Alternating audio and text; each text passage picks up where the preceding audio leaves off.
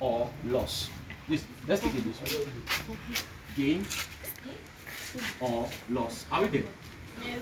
Now, whatever comes first defines reduction. So when you put all of this in mind, you compute them in mind. I tell you the truth that there's no how to present that question. You always have it crystal clear without no kind of mix up. Here now you have gain, so it means that reduction is what? Gain of electrons. And when we talk about oxidation now, it means what? Loss of what? Electrons. Now you can simply look at this carefully. I gave you example that day. Use an equation. I gave something like this. Look at this now. Cu2 plus I have 2 electron loss. So now shows what? Does it show oxidation or reduction? What does it show? Oxidation. It shows oxidation. Why? Because there is loss of electron here. There is loss of electron. So if this is oxidation, what do I call this one in the previous class? Once this is oxidation, what do you call this agent here? Reducing agent. It's called a reducing agent, not a proton. It's called a reducing agent. It's called a reducing agent. I've told you that whenever you have electrons on the product side, it means loss. Whenever you have electrons on the reactant side, it means gain. Please, I want to clear with something.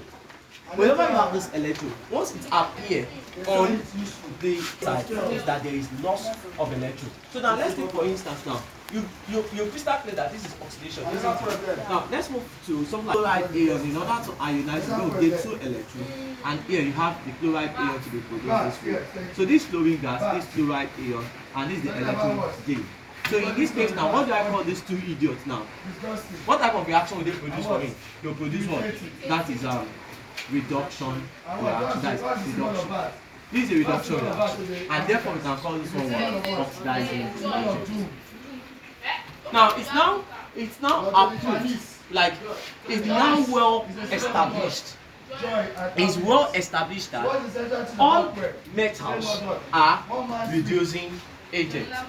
All metals are reducing agents. Why non-metals? They are what? Oxidizing agents. What Cu? Cu is what? Metal. So this metal here is a reducing agent. This chlorine here is a non-metal, and therefore it is a what? Oxidizing agent. You can see the way it's being presented here. Don't forget, electrons on this reactant side shows gain of electrons. So this place now there is a gain of electrons, and in this place there is what? Loss of electrons. Crystal clear, right? Any problem? What's the next problem? Any problem? No problem, right? Okay, good. Now, the last aspect is what referred to as oxidation number. Oxidation number. In this case now, oxidation number can either be increased or it is a decrease. It's either an increase or a decrease. It's either an increase or a decrease. But take note, with respect to this, the first that is coming in here is not reduction. What's coming in here first is called what?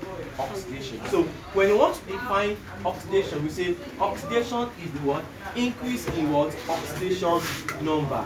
Increase in oxidation number. Why reduction is what? Decrease in oxidation number. Increase in oxidation number is called what? Oxidation. Why decrease in oxidation number is called what? Reduction. So now it means that we have solid ways of defining reduction and oxidation in respective ways. How many ways? 1, 2, 3, 4, 5, 6. These are 6 different ways of defining either reduction or you define what?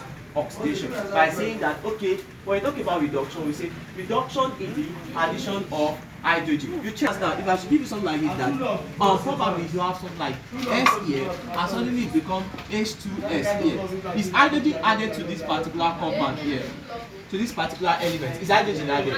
No. Huh? Yes. Is there hydrogen here before? No. Is there hydrogen here now? Is it added or not? It's added. So therefore, this is what? This is reduction. So now let me now give you a complete reaction for this. For instance, now you have You have HI for instance, and here you can have 2HI. Are we together now? You can have 2HI with sulfur. Are you with now? Before you know it was produced here now, ordinary hydrogen. So in this case now, you can see now that when you compare this with this, you compare this one with this one. This one is, I will flip this. And this one in which there is no hydrogen here, but now there is hydrogen. What do you call this one? Reduction. Do you get it? The second one, removal of oxygen, isn't it? Removal of oxygen plus CO. So in this case now, you can make it 2 to balance the equation. And here you have 2, and we can call it CO2. Probably this you can have carbon dioxide, probably carbon dioxide, anyhow. So let's just look at this. There is no what? Oxygen. Is there removal of oxygen? Yeah. And the removal of oxygen is called what? Reduction. Now here, is there oxygen here? No. But when you look at the product here, is there oxygen now? Yes. There is addition of what? Oxygen. And when there is addition of oxygen, what do you call it? Oxidation. So this is oxidation. And this is what? This is reduction. Now at the same time, I want you now to note something. Now you note that if this is oxidation, definitely this is what type of agent it is? Reducing agent. Very good. And what type of agent is this one? Oxidizing agent. Now listen carefully to this. It means that all metals are called what? Reducing agent. Is carbon a metal? Is carbon? This carbon now is a reducing agent. Is it a metal or no metal? Huh? Is it a metal or no metal? Carbon is a metal. Carbon is a metal. So we say all metals are reducing agents. So is carbon a metal? Yes. Is carbon a metal? No. Yes. You say that. Is carbon a metal? All metals are Yes. No. Now, the only non-metal that also has the reducing property that is can be taken as a reducing agent is carbon. So carbon here is not a metal. It's not a metal. Carbon is not a metal. Yes. Only carbon. Carbon here exhibits some properties of metals. You know, carbon exhibits in three different allotropes. What are the allotropes of carbon? What are the allotropes? We have what?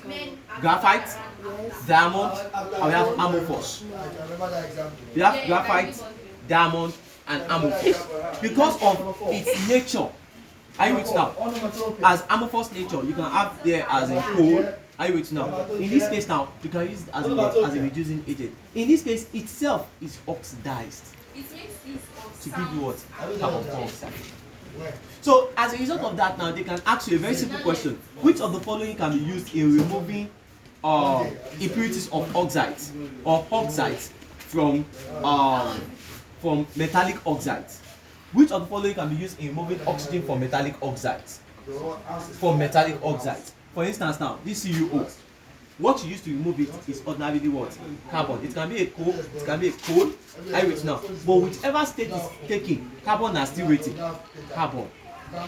And what is the properties having now? The reducing property. So the only reducing agents that we consider here now is what? Carbon. Are we together? So this one now is what? Oxidizing agent. Now the next definition is talking about addition of electropositive, right? Now in order to add up electropositive, let me give you something here. In order to